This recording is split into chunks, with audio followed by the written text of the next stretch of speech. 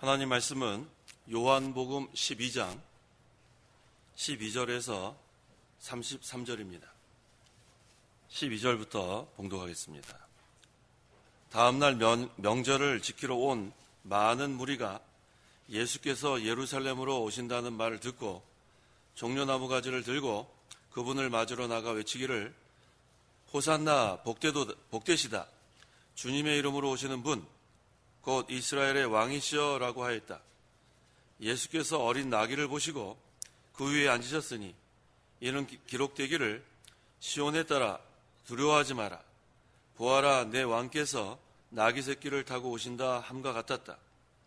그분의 제자들이 처음에는 이 일들을 깨닫지 못하였으나 예수께서 영광을 받으신 후에야 이것들이 그분에 대하여 기록된 것이며 사람들이 그분께 이러한 일들을 행하였음을 기억하였다. 또 예수께서 나사로를 무덤에서 불러내어 죽은 자들 가운데서 살리실 때에 함께 있었던 무리가 증언하였으므로 이렇게 무리가 그분을 맞으러 나온 것은 그분께서 이 표적을 행하셨다는 말을 들었기 때문이다. 그래서 바리새인들이 서로 말하기를 보는 바와 같이 당신들이 하는 일이 소용없다. 보아라 세상이 그를 따라간다 라고 하였다. 명절에 예배하러 올라온 자들 가운데 헬라인 몇이 있는데 그들이 갈릴리 벳세다 사람 빌립에게 가서 그에게 청하여 말하기를 선생님 저희가 예수님을 뵙고자 합니다 하니 빌립은 안드레에게 가서 말하고 안드레와 빌립이 예수께 말씀드렸다. 예수께서 그들에게 대답하여 말씀하셨다. 인자가 영광을 받을 때가 왔다. 내가 진정으로 너에게 말하니 밀알 하나가 땅에 떨어져 죽지 않으면 하나 그대로 있고 죽으면 많은 열매를 맺는다. 자기 목숨을 사랑하는 자는 잃을 것이고 이 세상에서 자기 목숨을 미워하는 자는 영생에 이르도록 그 목숨을 보존할 것이다. 누구든지 나를 섬기려면 나를 따라오너라. 내가 있는 곳에는 나를 섬기는 자도 있을 것이다. 누구든지 나를 섬기면 아버지께서 그를 귀하게 여기실 것이다. 지금 내 마음이 괴로우니 무슨 말을 하겠느냐? 아버지시여 이때로부터 나를 구하여 주소서라고 하겠느냐? 그러나 내가 이것을 위하여 이때에 왔다. 아버지시여 아버지의 이름을 영광스럽게 하소서. 그러자 하늘에서 소리가 났는데 내가 이미 영광스럽게 하였고 또다시 영광스럽게 할 것이다 라고 하니 곁에 서서 들은 무리가 천둥이 울렸다라고도 말하였고 다른 이들은 천사가 그분께 말하였다라고 하였다. 예수께서 대답하여 말씀하셨다. 이 음성이 난 것은 나를 위한 것이 아니라 너희를 위한 것이다. 이제 이 세상의 심판이 이르렀고 이제 이 세상의 지배자가 쫓겨날 것이다. 내가 땅에서 들리면 모든 이들을 내게로 이끌 것이다. 예수께서는 이것을 말씀하셔서 자신이 어떠한 죽음으로 죽으실 것을 암시하셨다. 33절까지 봉독했습니다. 23절에 예수께서 인자가 영광을 받을 때가 왔다라고 말씀하셨어요. 이 말씀을 근거로 이 시간 지금까지 말씀의 제목은 인자가 영광을 받을 때가 왔다. 12절, 13절. 12절 다음날 명절을 지키러 많은 무리가 예수께서 예루살렘으로 오신다는 말을 듣고 종려나무 가지를 들고 그분을 맞으며 나가 외치기를 호산나 복되시다 주님의 이름으로 오시는 분 곧 이스라엘의 왕이시여 라고 하였다. 많은 무리가 있었습니다. 한편으로는 예수님을 죽이려는 자들도 있고 또 다른 한편으로는 예수님을 맞이하려는 자들도 있었고 예수님께서 예루살렘에 입성하실 때에는 이와 같았습니다. 죽이려는 자들도 있고 맞이하려는 자도 있었고 거기에 왜 많은 무리들이 있었냐면 명절을 지키러 모였습니다. 그때 그 무리들이 예수님께서 예루살렘으로 오신다 이 말을 듣고 종려나무 가지를 들고 호산나 복되시다 주님의 이름으로 오시는 분 곧 이스라엘의 왕이시여 죽이려는 자들도 있었지만 이와 같이 예수님을 환영하는 자들도 있었어요. 왜 환영하는가? 기다리던 메시아가 오시니까 그 메시아를 찬송합니다. 이스라엘의 왕이시여 하면서 영접합니다. 여기 종려나무 가지를 흔들었는데 이 종려나무 가지를 들고 흔든 그 이유, 이 종려나무 가지는 승리를 상징합니다. 그러니까 이스라엘 왕이 예루살렘에 입성하니까 승리했다, 그런 의미가 있고, 또 여기 호산나 했는데 호산나의 뜻은 구원하소서, save us. 그러니까 왕이 지금 우리를 구원하러 오시니까 승리의 의미로서 종려나무를 들고 이렇게 지금 환영합니다. 14절, 15절. 14절 예수께서 어린 나귀를 보시고 그에 앉으셨으니 이는 기록되기를 시온에 따라 두려워하지 마라. 부활한 내 왕께서 나귀 새끼를 타고 오신다 함과 같았다. 자, 그런데 우리 예수님은 이 이스라엘의 그 왕으로 오신 건 맞는데 영적 이스라엘의 왕으로 오신 거예요. 이들이 그것을 깨닫지 못했습니다. 이것은 구약 성경에 예언한 그대로 오신 거예요. 그래서 왕으로 오셨다면 아마 말을 타고 대단한 그 군대를 이끌고 그렇게 오셨겠죠. 하지만 우리 예수님은 그런 왕으로 오신 게 아니고 영적 이스라엘, 하나님의 백성들을 구원하기 위해서 오셨기 때문에 나귀를 타고 오십니다. 이 나귀를 타고 예루살렘으로 입성하신 그 영적 이스라엘의 왕은 만왕의 왕입니다. 그런데도 불구하고 나귀를 타신 이유는 겸손하신 거예요. 마태복음 21장 5절에 시온의 딸에게 말하여라. 보아라, 내 왕이 내게로 오신다. 그분께서는 겸손하셔서 나귀를 타셨으니라고 했어요. 분명히 마태가 증거하죠. 그분께서는 겸손하셔서 나귀를 타셨다. 예수님 따라가려면 겸손해야 합니다. 교만하면은 못 따라가요. 예수님이 영적 이스라엘 왕인데도 불구하고 나귀를 타고 오셨어요. 그 이유는 그분께서는 겸손하셔서 나귀를 타셨다. 또 두 번째는 평화의 왕으로 오신 거예요. 영적 이스라엘의 왕은 평화의 왕. 이 나귀는 평화를 상징합니다. 그래서 우리 예수님은 영적 이스라엘의 왕으로 겸손하시고 평화의 왕으로 오시고, 세 번째가 가장 중요해요. 성경에 예언된 말씀이 그대로 이루어진 거예요. 이게 얼마나 대단한 일입니까? 이 몇천 년 전에 예언되었는데. 스가랴 9장 9절. 9절 시온에 따라 크게 기뻐하리라. 예루살렘에 따라 크게 외치라. 부활한 내 왕이 내게로 오시니 그분은 공의로우시고 구원을 베푸시며 그분은 겸손하셔서 나귀를 타실 것이니 나귀 새끼는 어린 나귀이다. 이걸 보면 구속사적으로 그리스도가 오실 것에 대한 예언인데 이 예언의 말씀이 그대로 성취됐다는 거예요. 그래서 우리는 믿는 거예요. 아무리 성경을 가지고 사람들이 이랬다 저랬다 얘기를 해도 우리는 믿을 수밖에 없어요. 30명이 넘는 이 저자들, 뭐 다 달라요. 배움에 대한 학식도 다르고 배경도 다르고.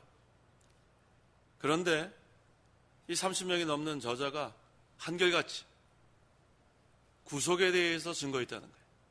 구약에 있는 선지자들, 앞으로 그리스도가 오실 거다. 그 몇천 년 전에 그걸 어떻게 알아요? 오늘날 같이 무슨 뭐 과학이 발달해서 서로 공유하는 것도 없고 거저 성령의 감동을 받아서 기록한 거예요. 그 다음에 실제로 그것이 다 이루어졌습니다. 이건 하나님의 역사가 아니고선 이루어질 수 없는 거예요. 이 어리석은 그 사람들이 공부를 하면 얼마나 했다고, 뭐 박사면 뭐 다 알아요? 뭐 유명한 학교에서 박사 받으면 뭐 최고로 똑똑해요? 신학을 공부하고서도 성경을 믿지 않아요. 이걸 보면 교만하면은 믿지 못해요. 어린아이 같이 순수하고 복음을 그대로 믿고 그런 자가 하나님의 백성들이에요. 그래서 어린아이 같이 되지 않으면 하나님 나라에 들어가지 못한다고 하지 않았어요. 순수해야 돼요. 인간의 이성으로 따지면 못 믿습니다. 육신대로 생각하면 믿지 못해요. 그래서 똑똑하다고 하는 사람들이 믿지 못합니다. 공부 많이 했다는 사람들이 믿지 못해요. 그건 교만해서 그래요. 하나님 앞에서는 얼마나 우리가 미천한지 몰라요. 우리 이렇게 기어다니는 개미, 그 중에서 개미가 우리보다 똑똑하면 얼마나 똑똑하겠어요. 그 개미 보면서 개미 그냥 기어다니는구나. 근데 하나님 앞에는 우리는 그만도 못해요. 근데 뭐 공부하면 얼마나 했다고 성경을 비평하고 하나님이 어쩌다 비평하고 하나님 보실 때 얼마나 어리석겠나 생각해 보세요. 겸손해야 합니다. 어린아이 같이 순수해야 합니다. 그런 자들이 은혜를 받아요. 시온에 따라, 이것은 무슨 뜻이냐면 예루살렘에 따라 그런 뜻이에요. 이스라엘 백성아, 하나님의 택한 백성아, 그런 뜻이에요. 내 왕이 내게로 오시니, 하나님의 택한 백성의 왕이라는 거예요. 영적 이스라엘 왕은 하나님의 택한 백성들의 왕, 하나님의 택한 백성들의 구주, 그 구주께서 이 세상에 오신다는 것이 예언됐는데 그것이 그대로 이루어진 거예요. 그 왕은 어떤 분인가? 공의로우시고 구원을 베푸신다는 거예요. 하나님의 공의를 완전히 이루시고 또 택한 백성에게는 구원해 주셨어요. 이게 왜 공인가? 믿지 않는 자들에게는 공의예요. 자기 백성을 위해서는 구원의 왕으로 오셨지만 믿지 않는 자들에게는 공의가 나타나는 거예요. 한편으로는 공의롭고 구원을 베푸시지만 또 한편으로는 겸손하셔서 나귀를 타셨다고 했어요. 이 모습은 평화의 왕이라는 거예요. 하나님과 우리가 원수되었지만 평화의 왕께서 오셔서 우리를 하나님과 화목시켰어요. 이게 얼마나 감사한 일입니까? 16절. 16절. 그분의 제자들이 처음에는 이 일들을 깨닫지 못하였으나 예수께서 영광을 받으신 후에야 이것들이 그분에 대하여 기록된 것이며 사람들이 그분께 이러한 일들을 행하였음을 기억하였다. 예수님을 그렇게 따라다녔던 제자들도 왜 예수님께서 어린 나귀를 타고 예루살렘에 입성하신지 몰랐어요. 깨닫지 못했어요. 그래서 그 제자들의 어머니가 뭐라고 그랬어요? 예수님, 내 아들 한 사람은 우편에. 이게 무슨 얘기예요? 영적 이스라엘의 왕으로 오신 걸 몰라가지고 좀 높은 자리 하나 달라는 거 아닙니까? 이와 같이 깨닫지 못하면 어리석습니다. 깨닫게 되면 지혜롭고 깨닫지 못하면 어리석고. 근데 나중에 이제 예수님께서 영광을 얻으신 후에 깨닫습니다. 이 영광을 받으신다는 것은 부활하신다는 거예요. 부활하시고 나니까 이제는 깨닫는 거예요. 그래서 우리도 처음엔 진리의 말씀을 잘 깨닫지 못하고 후에 깨닫는 경우도 많아요. 그래서 계속 말씀을 배울 수밖에 없어요. 똑똑한 사람 많지 않아요. 성령께서 깨닫게 해주셔야 똑똑한 사람이 되는 거지. 공부 많이 한다고 뭐 똑똑한 거 아니에요. 그래서 우리는 계속해서 진리의 영이신 성령 인도를 받아나가야 돼요. 날마다 성경을 읽고 듣고 묵상하고 순종하면서, 그러면은 진리의 영께서 우리를 진리 가운데로 인도하시고 또 진리를 깨닫게 됩니다. 계속해서 말씀을 배우고 계속해서 말씀을 읽고 듣고 순종하면, 여기 뭐라 그랬습니까? 기억하였다. 기억할 때가 와요. 그래서 우리가 환난을 당할 때, 고난을 당할 때 말씀이 기억나야 돼요. 낙심하면 안 돼요. 그러니까 말씀을 많이 그래서 읽어야 돼요. 들어야 돼요. 순종해야 됩니다. 그래서 어려움 당할 때 말씀이 기억나는 게 그게 얼마나 힘이 돼요. 말씀이 기억나야 합니다. 17절, 18절. 17절. 또 예수께서 나사로를 무덤에서 불러내어 죽은 자들 가운데서 살리실 때에 함께 있었던 무리가 정언하였으므로 이렇게 무리가 그분을 맞으러 나온 것은 그분께서 이 표적을 행하셨다는 말을 들었기 때문이다. 예수님께서 나사로를 살리실 때에 그 일들을 본 사람들이 만나는 사람에게 그 사실을 증언하니까 그 증언이 더 확실해졌어요. 그래서 이 표적의 증언을 들은 많은 무리가 예수님 맞으러 나왔다고 했습니다. 19절. 그래서 바리새인들이 서로 말하기를 보는 바와 같이 당신들이 하는 일이 소용없다. 부활한 세상이 그를 따라간다라고 하였다. 이제 바리새인들도 인정했어요. 자기들이 예수님의 구원운동을 막는 것이 이제 불가능하게 된 것을 인정합니다. 세상이 그를 따라간다. 많은 사람들이 예수님 따라간다는 거예요. 하나님께서 하시는 일을 아무리 방해하고 아무리 방해해도 하나님이 역사하시면 하나님 구원운동 막을 수가 없어요. 어느 시대나 마찬가지예요. 지금까지 하나님의 구원운동이 진행되고 있고 예수님 재림하시는 그날까지 계속 구원운동은 진행됩니다. 이 일을 방해하고 막는 자들은 또 계속 있을 거고 그래도 소용없어요. 그 방해하는 자들이 불쌍한 거예요. 끝까지 회개하지 않으면 그들은 다 멸망당합니다. 그래서 이 하나님의 구원운동은 힘이 있어요. 만능의 하나님이 하시기 때문에. 20절에 명절에 예배하러 올라온 자들 가운데 헬라인 몇이 있는데 이 명절은 6월절을 가리킵니다. 여기 지금 명절에 헬라인이 왜 올라올까? 유대인들이 올라오는 건 이해가 되는데 이 헬라인들은 누군가? 유대교로 개종한 헬라인들이에요. 헬라인 몇 명이 6월절에 대해서 예배하러 올 리가 없죠. 근데 유대교로 개종하니까 이들도 따라왔습니다. 21절, 22절. 21절. 그들이 갈릴리 베세다 사람 빌립에게 가서 거기에 청하여 말하기를 선생님 저희가 예수님을 뵙고자 합니다 하니 빌립은 안드레에게 가서 말하고 안드레와 빌립이 예수께 말씀드렸다. 유대교로 개종한 헬라인 몇이 갈릴리 베세다 사람 빌립에게 갔어요. 그 이유는 좀 예수님을 뵙게 해달라고 청합니다. 그러니까 또 빌립이 안드레에게 말하고 또 그와 같이 예수님께 나아가 그 사실을 말씀드렸어요. 이 헬라인들이 왜 예수님을 만나려고 했는가? 그 목적이 있습니다.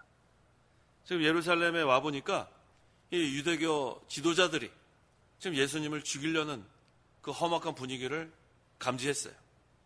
그래서 예수님을 아끼는 마음으로 예수님한테 좀 피하라고 그렇게 얘기하라고 지금 시도하는 것 같습니다.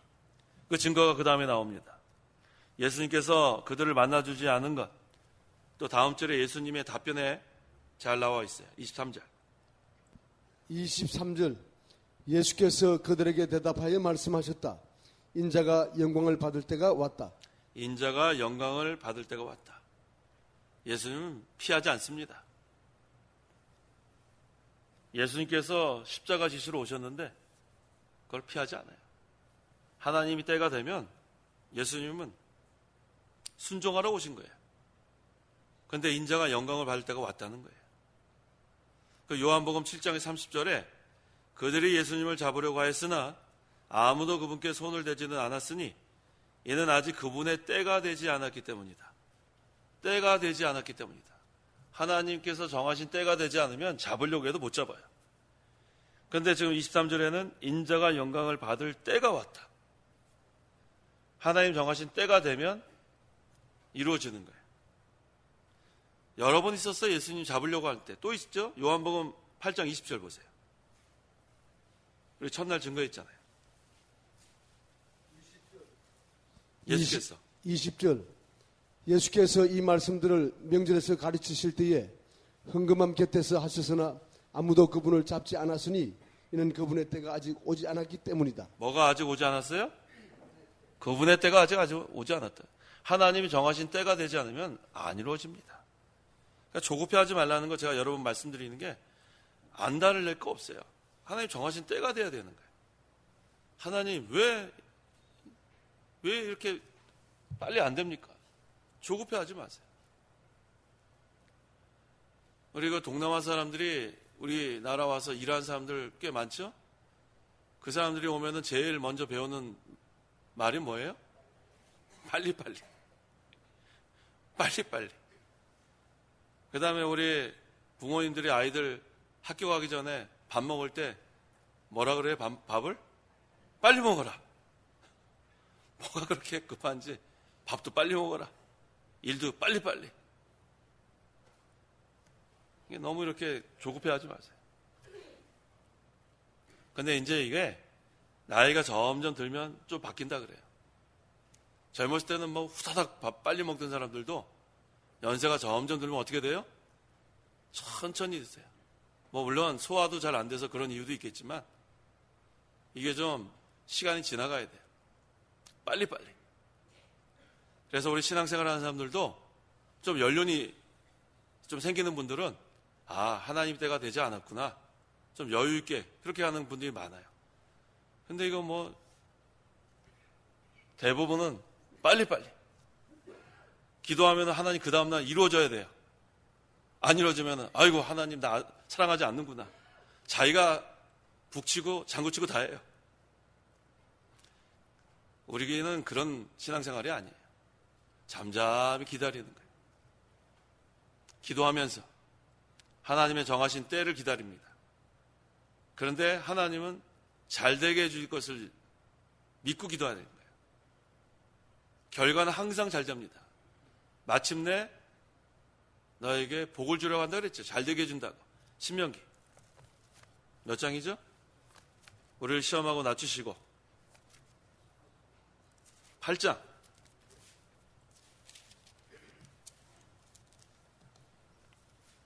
16절 광야에서 16절 광야에서 내 저성도 알지 못하는 만나를 내게 먹이셨으니 이는 너를 낮추시고 시험하여 마침내 내게 잘되게 하려는 것이다. 이걸 믿으세요? 다 믿으세요? 이거 대답이 적어요. 하나님 마침내 잘되게 해줄 걸 믿어야 안 믿어요? 믿습니다 해보세요. 믿습니다. 이걸 믿어야 돼요. 마침내 잘되게 해줄 걸 믿어야 된단 말이에요. 근데 그전엔 낮출 때도 있고 시험할 때도 있는 줄 알아야 돼요. 이 시험은 테스트하는 거예요. 어떤 걸 테스트하는가? 그 8장 2절에 마지막에 내 마음속에 있는 것을 알아보시려는 것이었다. 거기 한번 읽어보세요. 신명기 8장 2절. 2절 너는 여호와 내 하나님께서 이 40년 동안 광야에서 너를 인도하셨던 그 모든 길을 기억하여라. 이는 너를 낮추시고 시험하셔서 내가 그분의 명령을 잘 지키는지 안 지키는지 내 마음속에 있는 것을 알아보시려는 것이었다. 3절 3절 너를 낮추시고 굶기시다가 내가 알지 못하고 내 조상도 알지 못하던 만나를 먹게 하신 것은 사람이 빵으로만 사는 것이 아니고 사람이 여호와 입에서 나오는 모든 말씀으로 산다는 것을 너에게 알게 하시려는 것이었다. 사람이 뭘로만 사는 게 아니에요? 빵으로만 사는 거 아니에요. 하나의 말씀으로 사는 거예요. 말씀으로. 그것을 네가 알고 있는지 모르는지 그거 깨닫게 해주려고 우리를 낮추고 테스트하고 그런데 결과는 마침내 잘 되게 해주는 거예요. 이거를 깨달은 사람은 걱정 안 합니다. 그래서 우리 성도는 실패하는 사람 한 명도 없습니다. 실패하는 사람 없어요. 왜? 마침내 잘 되게 되니까 실패한 사람이 어디 있어요? 그걸 믿으시라는 거예요. 실패 안 해요. 한 명도 실패하지 않습니다. 낮아질 때도 있어야 돼. 낮아질 때도. 그래야 하나님 의지하지 항상 높으면 어떻게 의지합니까? 또 잘 안 될 때도 있어야 된단 말이에요. 그래야 하나님 의지하지 뭐 항상 잘 되면은 내가 잘하는 줄 알지 뭐 말로만 하나님의 은혜라 그러지 뭐 좀 절실하게 우리가 하나님께 기도할 때가 하나님 주신단 말이에요. 항상 건강하면 뭐 자기 뭐 하고 싶은 거 다 하지 좀 아파봐야 또 하나님 아니면 살 수 없는 것도 깨닫게 되고 그래서 하나님 우리를 낮추기도 하고 또 하나님께서 우리를 또 말씀으로만 살아야 된다는 거 깨닫게 해주시고 이게 하나님의 방법이에요. 이게 바로 연단입니다. 그래야 앞으로 우리가 하늘나라의 기업을 이어받을 상속자로서의 자격이 만들어집니다. 이걸 깨달아야 합니다. 항상 잘 되는 거 아니에요. 이스라엘 백성이 홍해가 앞에 가로막힌 적도 있단 말이에요. 그때는 불을 짓는 거예요. 그럼 하나님께서 밤새 바람을 일으켜서 홍해를 갈라 놓습니다. 그럼 밤새 불을 졌다가 눈을 떠보니까 벌써 홍해 갈라져 있단 말이에요. 지팡이 내리치니까 싹 갈라지잖아요. 하나님이 다 해놓은 거예요, 하나님이. 그러니까 우리는 하나님만 의지하고 나가면 돼요. 그러다 결과는 마침내 뭐예요? 잘 되게 해주신단 말이에요, 잘 되게 해준단 말이에요. 그거 확실합니다. 의심할 여지가 없어요. 하나님의 백성은 하나님이 책임져 주십니다. 그래서 우리는 말씀을 믿고 말씀을 순종하면 되는 거예요. 인자가 영광을 받을 때가 왔다. 이제 하나님 정하신 때가 된 거예요. 그런데 왜 십자가에 못 박혀 죽는 것이 인자가 영광을 받는 건가? 하나님의 예정하신 구원 계획이 성취되니까. 그게 영광 받는 때입니다. 순종하면 하나님이 영광 받으세요. 사람의 제일 되는 인생 뭐죠? 인간의 제일 되는 목적. 인간의 제일 되는 목적이 하나님을 영화롭게 하고 영원토록 즐거워하는 거라 그러는데 이 영화롭게 하는 방법이 뭐냐면 순종하면 돼요. 순종. 하나님의 말씀 순종하면 하나님 영광 받으십니다. 지금 예수님도 순종하시니까 영광 받으시는 거예요. 요한복음 13장 32절에 하나님께서 그 안에서 영광을 받으셨다면 하나님께서도 자신 안에 그를 영광스럽게 하시되 즉시 그를 영광스럽게 하실 것이다. 예수님께서 십자가에서 죽으시니까 구속받은 성도가 예수님을 주님하고 이제는 부릅니다. 그러니까 인자가 영광을 받을 때가 왔다는 거예요. 그래서 오늘날 우리도 십자가 다 있어요. 십자가 없는 사람 없습니다. 그런데 그 십자가 다음엔 영광이 있는 줄 아세요? 영광이 있는 거예요. 십자가 다음에 부활이 있잖아요. 십자가만 보지 말고 그 다음에 부활을 바라봐야 됩니다. 십자가가 없으면 그 다음에 부활이 없는 거예요. 십자가가 쓴 잔이라면 부활은 단잔이에요. 십자가가 쓴 물이라면 부활은 단물이에요. 그래서 우리는 항상 단마음으로 자원하는 마음으로 우리가 나아가면 쓴 물이 단물로 바뀌고 쓴 잔이 단잔으로 바뀌는 거예요. 그런데 그 쓴 잔, 쓴 물은 누가 대신 마시냐면 예수님이 대신 마셔주세요. 우리 달게 하려고. 우리 하나님께 부르짖기만 하면, 기도만 하면 쓴 물이 변하여 단물이 되는 거예요. 그래서 어떠한 환경을 만나도, 어려움을 우리가 만나도 불평하면 안 됩니다. 하나님이 우리를 잘 되게 해주려고 쓴물도 만나게 해준 걸 믿고 나가세요. 근데 결과는 마침내 잘 됩니다. 24절. 24절. 내가 진정으로 너희에게 말하니 만일 밀알 하나가 땅에 떨어져 죽지 않으면 한 알 그대로 있고 죽으면 많은 열매를 맺는다. 밀알 하나가 땅에 떨어져 죽지 않으면 한 알 그대로 있는 거예요. 열매 맺지 못해요. 예수님 한 분이 희생해서 죽으니까 많은 생명들이 살아났습니다. 이것을 비유로 말씀하시는 거예요. 우리나라도 마찬가지죠. 우리 여기 양화진 여기 합정동에 가면 있죠. 그 양화진이에요, 이름이? 맞죠? 네. 거기 가면 우리 그 젊은 그 미국 선교사들 그 무덤이 있어요. 저는 가끔 거기 갑니다. 거기 가면 아주 마음이 숙연해져요. 그 젊은 청년들 20몇 살 때 죽은 사람도 많아요. 그 당시 한번 생각해 보세요. 100년도 더 됐는데 그때는 뭐 여기 미국에서 한국 오려면은 배를 타고 몇 달이 걸려요, 몇 달. 지금이야 뭐 비행기 타면 뭐 한 10시간, 좀 바람 좀 이렇게 맞서서 가게 되면 한 12시간 반, 뭐 이렇게 걸리지만 그때는 몇 달 걸려요. 그 다음에 이 사람들은 이 조선이란 땅이 어떤 곳인지도 몰라요. 그런데 복음을 들고 가는 거예요, 복음을 들고.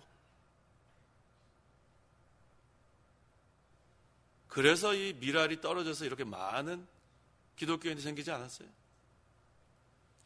희생이 없으면은 열매가 없어요. 여기 와서 왜 많이 죽었냐 하면 풍토병, 뭐 이 서양 사람들 여기 와서 그당 뭐 위생 그때 뭐 그런 게 잘 됐겠어요? 또 병에도 걸리고 뭐 순교도 당하고. 근데 왜 그렇게 했을까? 내가 복음의 빚진 자라는 것을 깨달아서 그래요. 하나님의 은혜로 구원받았단 말이에요, 우리가. 얼마나 이게 목이 매는 일이에요. 너무 감사해요, 너무 감사해요. 이 죄인들을 구원해 주신 게 얼마나 감사해요. 가만 생각해 보면은 이 세상에서 잘 사는 게 문제가 아니라 이 복음의 빚을 어떻게 하든 좀 갚다가 하늘나라 가야겠다. 그러면 다 포기하는 거예요. 포기하고 거기 뭐 그 사람들이 뭐 먹고 살 거 없어서 포기한 게 아니고 대단한 사람들도 많이 있었습니다. 세상에서 잘 살 수도 있었는데 그거 다 내려놓고 어떤 게 될지도 모르고 그냥 배 타고 오는 거예요. 저희 그 젊은 청년들이 그거 깨닫는 게 하나님이 사명감을 주신 거 아니에요. 그게 정말로 예수 믿는 거예요. 복음의 빚진 자라는 걸 깨닫는 거. 얼마나 감사해요. 그냥 이 세상에 먹고 마시다가 쾌락을 누리다가 그냥 뭐 예수 믿으면 하늘나라 가겠죠. 그런데 복음이 너무너무 감사해서 지옥 갈 뻔했는데 구원해 주셔서 하늘나라 간 게 너무 감사해서 이것을 그 불쌍한 영혼들에게 내가 좀 전해야 되겠다. 그래서 와서 순교당한 거예요. 우리가 이런 마음이 있어야 돼요. 불쌍한 영혼들을 바라보는 마음. 나는 구원받았으니까 됐다가 아니라 저 불쌍하지 않아요? 우리는 지금 표대를 향해서 신앙의 다른 박질을 하는데 마리아는 예수님께 달려갔지만 그 믿지 않는 유대인들 무덤으로 달려갔다고 그러지 않았어요? 지옥을 향해서 가고 있는데 그거 전도 안 할 수 없잖아요. 너무 불쌍해, 너무 불쌍해. 우리는 뭐 멀리 어디 가가지고 선교 못 가잖아요. 가까운 데서 전도하는 거예요. 만나는 사람마다. 너무 불쌍하단 말이에요. 불쌍한 사람들. 몰라가지고 저 쾌락을 즐기다가 그냥 지옥 가는데.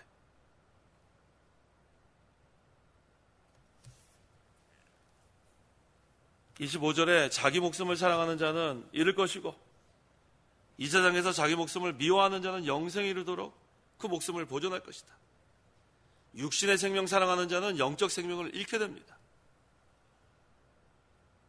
이 세상에서 육신의 생명을 내어놓으면 영적 생명을 보존한다는 거예요. 자기 목숨을 미워한다는 것은 내가 이 육체의 부패성대로 사는 걸 미워한다는 거예요. 내가 욕심대로 사는 것을 미워한다는 거예요. 내가 하나님 말씀 불순종하는 것을 미워한다는 거예요. 그래야 우리가 말씀을 순종합니다. 죄 짓는 것을 심각하게 생각해야 돼요. 심각하게. 그저 뭐 죄 짓고 그냥 나중에 회개하면 되지. 그게 아니라 그걸 미워해야 돼요. 욕심대로 사는 걸 미워하고 하나님의 말씀 불순종하는 걸 미워하고 자기 사랑하고 쾌락 사랑하는 걸 미워하고 하나님 사랑하고 말씀 순종하고 영적 생명으로 사는 거, 이걸 귀하게 여기는 거, 이걸 말합니다. 26절. 26절. 누구든지 나를 섬기려면 나를 따라오느라. 내가 있는 곳에는 나를 섬기는 자도 있을 것이다. 누구든지 나를 섬기면 아버지께서 그를 귀하게 여기실 것이다. 예수님 섬기는 것은 예수님 따라가는 거예요. 자기를 부인하고 자기 십자가를 지고 십자가의 자리까지 따라가는 게 예수님 섬기는 거예요. 예수님이 그들과 함께 하시는 거예요. 말로만 예수님 하는 게 아니고 실제로 자기를 부인해야 돼요. 예수님과 동행해야 돼요. 우린 다 십자가가 있어요. 자기 십자가 없는 사람 한 명도 없습니다. 그 십자가를 지고 나가는데 그게 가벼워요. 왜 가벼워요? 예수님이 동행하니까 가벼운 거예요. 내가 지려면 못 집니다. 우리가 점점 나이가 가면 갈수록 힘이 없어요. 근육도 없고 똑같은 무게라도 젊은 사람이 든 거랑 연세 드신 분이 든 거랑 달라요. 가면 갈수록 우리 힘든데 우리 믿는 사람들은 가면 갈수록 우리는 가벼워요. 예수님과 동행하면 아무리 무거운 짐도 다 져주시는데 뭘 걱정할 게 있어요. 예수님 떠나면 힘들어요. 그래서 마음도 공고하고 사는 게 힘이 들어요. 너무 힘들어요. 살기 싫어요. 근데 예수님 동행하면 날마다 기뻐요. 눈을 딱 뜨면은 아이고 너무 좋다. 오늘 또 주를 위해서 또 살아야지. 근데 예수님과 동행하지 않으면 눈 뜨면서 어떻게 해요? 아이고 죽겠다. 아이고 죽겠다. 오늘 아마 그렇게 일어난 사람들 깜짝 놀랐을 거예요. 아이고 오늘 또 아이고 새벽 예배 가야 돼. 몇 시야 이거? 그런 사람이 있었을 거야 아마. 하루하루 왜 그렇게 살아요? 아이고 오늘 또 하나님께서 생명 연장시켜 주셨구나. 가서 세수하고 또 기도하고 아이고 말씀 은혜 받으러 가야지. 그게 정상이에요. 그게 정상이라고. 우리는 하루하루가 즐거워야 돼요. 하루하루가. 아이고 피곤해 죽겠다. 입에 왜 죽겠다를 그렇게 달고 살아요. 죽겠다. 피곤해 죽겠다. 죽겠다는 말 쓰지 마세요. 제가 이렇게 죽겠다는 말 쓰지 말라 그랬다가 지난번에 실수로 뭐하다 아유 죽겠다 그랬다가 저 지적 한번 당했어요. 목사님 설교 시간에 죽겠다 하지 말라더니 왜 죽겠다 그러냐고. 아이고 참. 이게 우리가 이게 습관이 됐어요. 습관. 배고파 죽겠다. 배불러 죽겠다. 피곤해 죽겠다. 그때 제가 아마 피곤해 죽겠다 그랬던 것 같아요. 그런 말 쓰지 마세요. 저도 안 쓰겠어요. 죽겠다가 아니고 뭐예요? 살겠다. 배고파도 살겠다. 배불러도 살겠다. 피곤해도 살겠다. 왜 살겠다 그래야지 왜 죽겠다 그래? 죽겠다 그럴 거. 그런 말. 그 벌써 이게 마음에 그런 게 있으니까 입으로 나오는 거예요. 우리 나이마다 사는 거예요. 우리가 새 힘을 주시니까. 자, 오래간만에 한번 해볼까요? 살겠다 한번 해보세요. 살겠다. 주와 함께 살겠다. 얼마나 좋아요.